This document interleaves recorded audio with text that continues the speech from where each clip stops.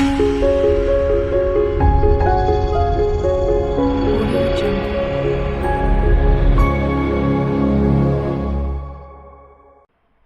Guys, welcome to biology education.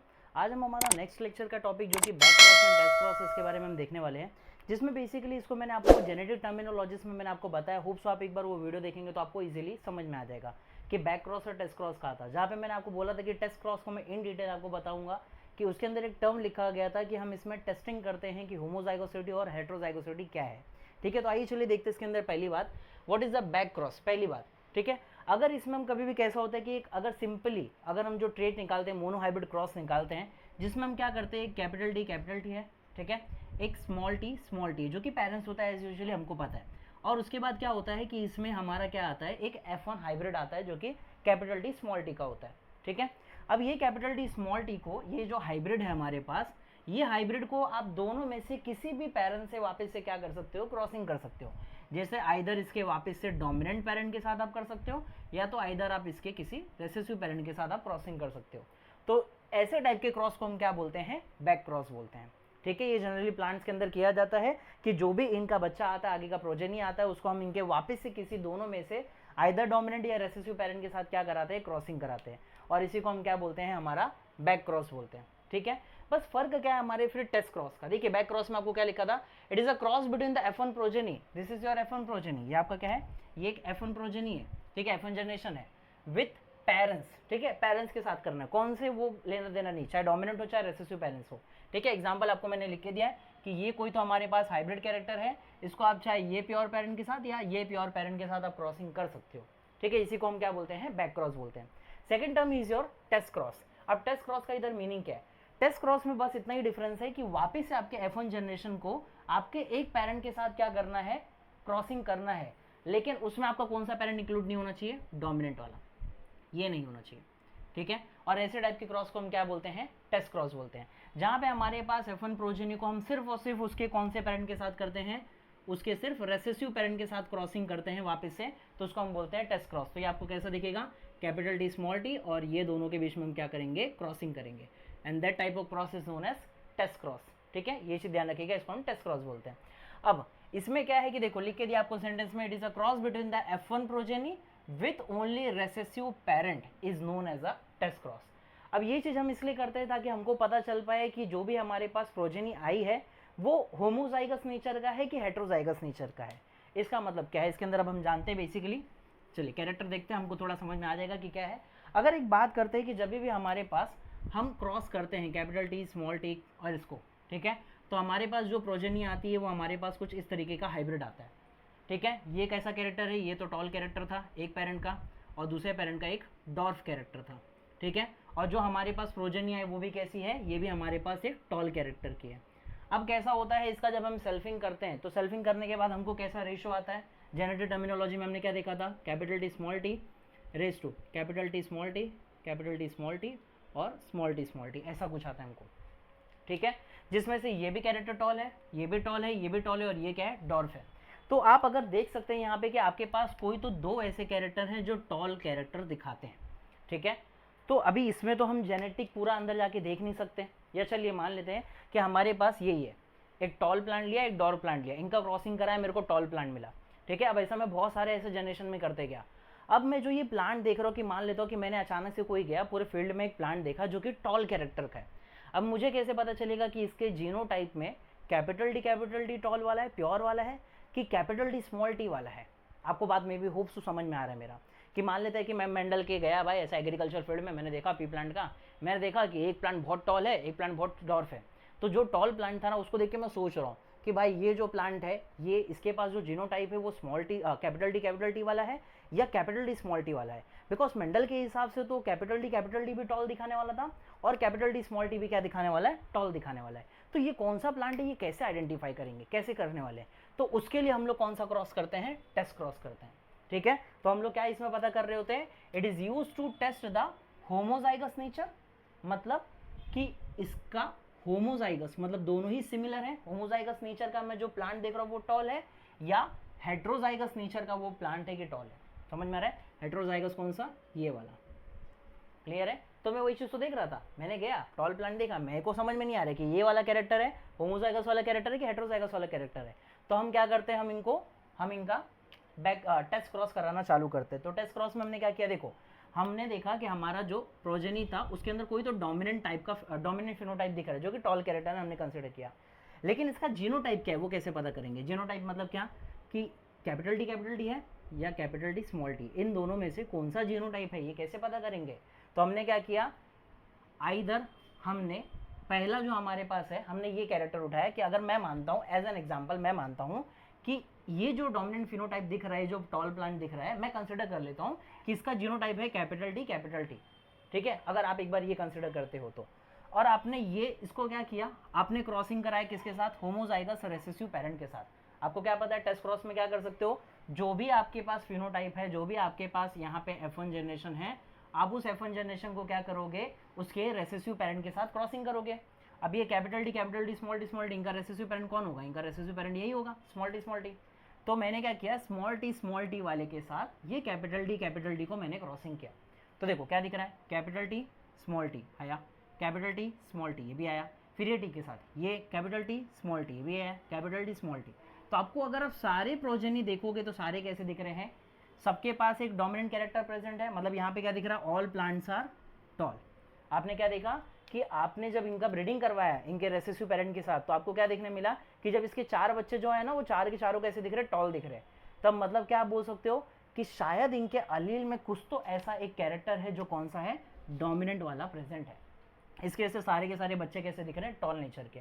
ठीक है, वही दूसरे साइड पे बात करते हैं कि चलो मैंने ये टॉल प्लांट देखा, अब मैं कंसिडर करता हूँ कि शायद इसका जीनोटाइप ये कैपिटल टी नहीं है, कौन सा है, कैपिटल टी स्मॉल टी, जो कि इसका टॉल नेचर दिखाता है। ठीक है, सेम आपने क्या किया, उसी किसी रेसेसिव पेरेंट के साथ इनका क्या कर दिया, आपने क्रॉसिंग किया, इसका इनके रेसेसिव पेरेंट के साथ क्रॉसिंग किया। तो आपको क्या मिलेगा कैरेक्टर, आप देख सकते हैं यहाँ पे कैपिटल टी स्मॉल टी आ गया, कैपिटल टी स्मॉल टी ये भी आ गया। ठीक है, ये दोनों टॉल नेचर के दिख रहे हैं। उसके बाद स्मॉल टी एक आ गया और स्मॉल टी एक आ गया। मतलब आप देख सकते हैं कि ऐसे टाइप के कैरेक्टर में जब आपने क्रॉसिंग कराया, ठीक है, जहाँ पे हाइब्रिड नेचर का कैसा था, दो डिफरेंट हेटेरोजाइगस अलील थे, और जब आपने इनके रेसेसिव पेरेंट के साथ क्रॉस कराया तो आपको कैसे मिले, 50% ऐसे प्लांट मिले जो टॉल है और 50% प्लांट ऐसे मिले जो डॉर्फ है। ये डॉर्फ वाला कैरेक्टर आया क्यों होगा, क्या लगता है आपको क्यों आया होगा? क्योंकि इसके अंदर एक डॉर्फ वाला अलील प्रेजेंट था, और मे बी वो कॉम्बिनेशन बनाते टाइम क्या हो गया कि हमारे पास जो 50% हमारे पास प्रोजेनी है वो कैसे निकले, डॉर्फ नेचर के निकले। यहाँ पे कोई था क्या स्मॉल टी? नहीं था, एक भी स्मॉल टी नहीं था, इसलिए हमारे पास कैसा आ गया, सारा का सारा टॉल नेचर का है। ठीक है, तो इसलिए कभी भी ऐसा टाइप का अगर आपको जीनोटाइप मिले या ऐसा टाइप का आपको फ्रीक्वेंसी मिले कि जिसमें 50% टॉल प्लांट दिख रहे हैं और 50% डॉर्फ प्लांट दिख रहे, तो ऐसे टाइम पे हम कौन सा जीनोटाइप कंसिडर करते हैं, कैपिटल टी स्मॉल टी वाला, जो कि कौन सा होता है, हेटेरोजाइगस नेचर का होता है। और ऐसे टाइम पे जहाँ पे सारे के सारे प्लांट टॉल आ रहे हैं, तो ऐसे टाइम की जीनोटाइप कौन सा होगा, कैपिटल टी वाला होगा। ठीक है, तो यहाँ पे हमने क्या कर लिया कि यहाँ पे हमने पता कर लिया कि कौन सा होमोजाइगस नेचर है, डोमिनेंट होमोजाइगस कौन सा है, और कौन सा डोमिनेंट हेटेरोजाइगस नेचर का है। तो इसलिए हम यूज करते हैं हमारे टेस्ट क्रॉस को। ठीक है, तो आपको ये टेस्ट क्रॉस के बेसिकली आपके बुक में फ्लावर्स के कलर को लेके एग्जाम्पल है, यहाँ पे मैंने हाइट को लेके दिया जो कि बेसिकली आज सिमिलर ही है। ठीक है, तो ये पूरा का पूरा इसमें होप्स आपको समझ में आ गया होगा कि टेस्ट क्रॉस होता क्या है। आपको बोर्ड एग्जाम में एक बहुत इंपॉर्टेंट क्वेश्चन आता है 2 मार्क्स के लिए, 3 मार्क्स के लिए, जो कि बेसिकली होता है कि क्या बोला जाता है, test cross is a type of back cross but back cross is not a test cross. मतलब क्या कि टेस्ट क्रॉस को आप बैक क्रॉस बोल सकते हो, क्योंकि टेस्ट क्रॉस में आप क्या करते हो, आपका जो भी F1 प्रोजेनी है उसको किसी ना किसी पेरेंट के साथ करते हो। ठीक है, जाहिर सी बात है। लेकिन बैक क्रॉस को आप टेस्ट क्रॉस क्यों नहीं बोल सकते, बिकॉज बैक क्रॉस में आप दोनों पेरेंट को चुनते हो, और टेस्ट क्रॉस में सिर्फ और सिर्फ कितने पेरेंट को चुना जाता है, एक ही पेरेंट को, जो कि रेसेसिव पेरेंट होता है। सो इसलिए आपको ये क्वेश्चन आता है, तो प्लीज आप प्रॉपर एक बार एक्सप्लेनेशन रखिएगा, समझ के रखिएगा कि इसके बारे में होता क्या है। ठीक है, होप्स आपको यहाँ पे टेस्ट क्रॉस समझ में आ गया रहेगा कि हम क्या कर रहे हैं, होमोजाइगस और हेटेरोजाइगस नेचर फाइंड करने की कोशिश करते हैं। अगर हमको सारे के सारे प्रोजेनी अगर सारे कैसे मिले, टॉल वाले मिले, तो हम क्या बोलते हैं कि इनका जीनोटाइप कैसा होगा, कैपिटल टी। अगर 50% टॉल 50% डॉर्फ है तो इनका जीनोटाइप कैसा होगा, हेटेरोजाइगस, मतलब कैपिटल टी स्मॉल टी। ठीक है, तो उसको यहाँ पे आपको समझ में आ गया है, जो कि अब पूरा कंप्लीटेड है। मैं आपको 3.5 जो कि एक डेविएशन है, जो कि वो छोटा सा पार्ट है। डेविएशन मतलब अलग रास्ता क्या हो गया, मेंडल की जितनी भी फाइंडिंग्स थी ना, उनके अलावा भी कुछ ऐसी फाइंडिंग्स आगे जाके मिली जो कि बेसिक अच्छी नहीं थी, मतलब अच्छी नहीं की बोल नहीं सकते, हमको नई फाइंडिंग्स मिली जिसके से ना मेंडल की बहुत सारी बातें क्या हो गई, डिस्प्रूव्ड होने लगी। ठीक है, जिसमें से अगर पहली बात करें तो डेविएशंस में अगर बात करें तो पहला रियलिटी क्या बोला था मेंडल ने, तो मेंडल ने कहा था कि अगर एक ट्रेट को कंट्रोल करना है, मतलब एक अगर हमारा कैरेक्टर कंट्रोल करना है तो उसके लिए कोई एक ही जीन रिस्पॉन्सिबल होगा, और उसमें भी कितने एलील्स होंगे, 2 एलील्स रिस्पॉन्सिबल होंगे। ठीक है, मतलब फॉर एन एग्जाम्पल ऐसा हमारे पास कोई तो क्रोमोसोम है। ठीक है, यहाँ पे भी आपके पास समझ लो कैपिटल टी है और यहाँ पे भी आपके पास क्या है, कैपिटल टी है, तो ये दोनों तो सेम ही जीन है। ठीक है, क्योंकि आप कभी भी क्या पढ़ते हो, होमोलोगस में क्या होता है, सेम जीन सेम लोकस के ऊपर आपका अलील प्रेजेंट है, तो मतलब 2 अलील्स रिस्पॉन्सिबल होते हैं जो कि सेम एक ही सिंगल जीन के ऊपर प्रेजेंट है, और ये क्या दिखाते हैं, आपका कोई एक कैरेक्टर दिखाते हैं, और ये दोनों मिलकर समझ लो आपको कौन सा कैरेक्टर दिखा रहे हैं, बॉडी का टॉल कैरेक्टर दिखा रहे हैं। तो ये हमारे मेंडल जी ने कहा था। ठीक है, अब प्लीज वो सिंगल जीन ऐसा मत समझना कि आपने 2 क्रोमोसोम बनाया तो सर 2 जीन हो गया ना, सेम ही जीन पे प्रेजेंट है, सेम ही एकदम एग्जैक्ट लोकस पे प्रेजेंट है, इसलिए हम उसको एक ही जीन कंसिडर कर रहे हैं।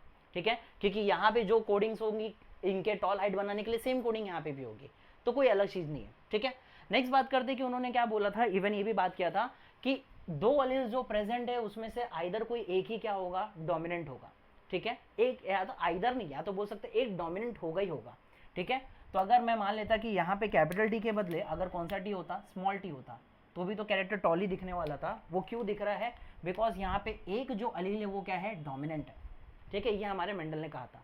थर्ड बात क्या कही थी मेंडल ने, कि जो जीन्स है किसी भी ट्रेड के लिए वो प्रेजेंट होता है क्रोमोसोम पे, जाहिर सी बात है, ये जो भी जीन्स है, ठीक है, ये क्या दिखा रहा है, आपका कोई ना कोई ट्रेड दिखा रहा है। ठीक है, और ये कहीं ना कहीं क्रोमोसोम के ऊपर ही प्रेजेंट है, और ये जब भी आपका सेग्रीगेशन होता है, सेग्रीगेशन होने के बाद इसका चांस है कि ये आगे जाके जो स्पर्म बन रहा है ये किसी भी ओवम के साथ फर्टिलाइजेशन कर सकता है। अब इसके एक पहले वाला लेक्चर पढ़ेंगे जो कि हमारा लॉस है मेंडल्स का, उसमें मैंने आपको बहुत अच्छे से बताया कि इंडिपेंडेंटली असॉर्टमेंट का मतलब क्या होता है। तो आप एक बार वो वीडियो देखेंगे तो आपको यहाँ पे क्लियर हो जाएगा कि यहाँ पे क्रोमोसोम पे आपके 2 अलील्स प्रेजेंट हैं, 2 जीन्स प्रेजेंट है बेसिकली यहाँ पे, तो ये कैसे इंडिपेंडेंटली अलग हो जाते हैं और एक दूसरे के साथ ब्लेंडिंग मिक्सिंग करके आगे का प्रोजेनी बनाते हैं। तो ये जो 3 बातें हमारे मेंडल ने कही थी। लेकिन बाद में क्या हुआ, जैसे जैसे टाइम गया, seen deviation according to the time, ACC dot मतलब अकॉर्डिंग, मतलब क्या कि जैसे जैसे टाइम पास होने लगा, धीरे धीरे टाइम जाने लगा, तो कुछ ना इनके तीनों बातों में से ना अलग चीजें देखने मिली, डेविएशंस आने लगे। ठीक है, डायरेक्शन अलग होने लगा, और उस टाइम पे जो भी फिर नए लॉज बनाए गए या जो भी नई बातें कही गई, उस टाइम के एरा को, उस टाइम के दौर को हमने बोला नियो मेंडलिज्म। ठीक है, नियो मेंडलिज्म यहाँ का, या उसको हम बोल सकते हैं पोस्ट मेंडलियन एरा, कि मेंडल के एरा के बाद आने वाले एरा में कौन कौन सी बातें कही गई। फिर अब यहाँ पे बातों में थोड़ा चेंजेस क्या हो गया कि सिंगल ट्रेट है, obviously there is a single gene, होगा, लेकिन 2 अलील्स के बीच में भी अब यहाँ पे क्या देखने मिलेगा, इंटरेक्शन देखने मिलेगा। मतलब हम क्या देखते थे कि हमारे पास एक ऐसा क्रोमोसोम, एक यहाँ पे क्रोमोसोम, ठीक है, इस पे भी कैपिटल, इस पे यहाँ पे कैपिटल टी है, यहाँ पे स्मॉल टी है, मान लेते हैं हमारे पास ऐसा है, सिंगल ट्रेट है। सिंगल ट्रेट मतलब क्या, ये क्या आपको बता रहा है, ये हाइट ऑफ द प्लांट बता रहा है। ठीक है, एक ही कैरेक्टर, एक ही जीन है, ठीक है, लेकिन 2 अलील्स प्रेजेंट होते हैं, जो कि बात सही कही थी। लेकिन प्रॉब्लम क्या हो रहा है, ये 2 अलील्स के बीच में भी इंटरेक्शन दिख रहा है। मतलब क्या, 2 अलील्स का कौन सा इंटरेक्शन दिख रहा है, या तो को डोमिनेंस या तो इनकम्प्लीट डोमिनेंस। मतलब क्या हो रहा है, हमारे मंडल के हिसाब से था आइदर या तो कैपिटल टी चला जाएगा या तो स्मॉल टी चला जाएगा, लेकिन ऐसा नहीं हुआ। यहाँ पे थोड़ा बहुत मिक्सिंग हो गया, जिसके से कुछ हमको अलग कैरेक्टर देखने मिले। या तो क्या हो रहा है, कैपिटल टी भी अपना कैरेक्टर दिखा रहा है, स्मॉल टी भी अपना कैरेक्टर दिखा रहा है, ये दोनों ही क्या कर रहे हैं, अपना अपना कैरेक्टर दिखाना चालू कर रहे हैं। ठीक है, जिसके वजह से हम क्या बोल सकते हैं उसको, कोडोमिनेंस, मतलब जहां पे दोनों क्या हो जाए, इक्वली एक्सप्रेस हो जाए, उसको हम बोलते हैं कोडोमिनेंस। अभी कैसा है दूसरा, इनकम्प्लीट डोमिनेंस। इनकम्प्लीट डोमिनेंस का मतलब होता है आधा कैपिटल टी वाला कैरेक्टर कुछ अपना शो कर रहा है, आधा स्मॉल टी वाला कैरेक्टर कुछ अपना शो कर रहा है, तो ऐसे टाइप को हम क्या बोलते हैं, इनकम्प्लीट डोमिनेंस। एग्जाम्पल में जैसे कि एक रेड कलर का फ्लावर था, एक व्हाइट कलर का फ्लावर था, इनके दोनों के थोड़े थोड़े कैरेक्टर मिक्स होने के बाद जो आगे का फ्लावर मिला वो पिंक कलर का मिला। और मेंडल में तो ऐसा कुछ था ही नहीं कि अगर रेड है व्हाइट है तो आपको आगे के भी जनरेशन में या तो रेड ज़्यादा मिलेगा और व्हाइट कम मिलेगा, या व्हाइट ज़्यादा मिलेगा रेड कम मिलेगा, ऐसे टाइप का आने वाला था। लेकिन यहाँ पे तो डायरेक्ट कुछ अलग ही आ गया, कोई एक इंटरमीडिएट आ गया, पिंक कलर आ गया, तो उसको हम बोलते हैं इनकम्प्लीट डोमिनेंस। तो यहाँ पे अलील एक दूसरे में क्या कर रहे हैं, कुछ ना कुछ इंटरेक्शन दिखा रहे हैं, जो कि हमारे मेंडल ने कहा नहीं था। ठीक है, तो नया डेविएशन हमको मिलना चालू हो गया। आगे बात करते हैं, हमारे पास वापस से यहाँ पे एक नया डेविएशन क्या है, क्या सिंगल ट्रेट है, okay, height of the plant है या कलर ऑफ द फ्लावर है, जो भी है, सिंगल जीन है, एग्री है, हम लोग भी यही बात करते हैं कि सिंगल जीन है, लेकिन उसके लिए 2 से ज़्यादा अलील हो सकते हैं। मोर देन 2 अलील्स यहाँ पे प्रेजेंट हो सकते हैं। एग्जाम्पल, एक सिंपल एग्जाम्पल आपका ह्यूमन का ब्लड ग्रुप। अच्छा, आपको ह्यूमन के ब्लड ग्रुप में आप देखोगे ए ब्लड ग्रुप भी मिलता है, बी भी मिल रहा है, ये तो 2 है, 2 जीन हो गए। इवन आपको ओ ब्लड ग्रुप भी मिलता है, समझ में आ रहा है, ए में मिल रहा है, बी भी मिल रहा है, ओ भी मिल रहा है, एक जगह पे तो आपको ए बी भी मिल रहा है।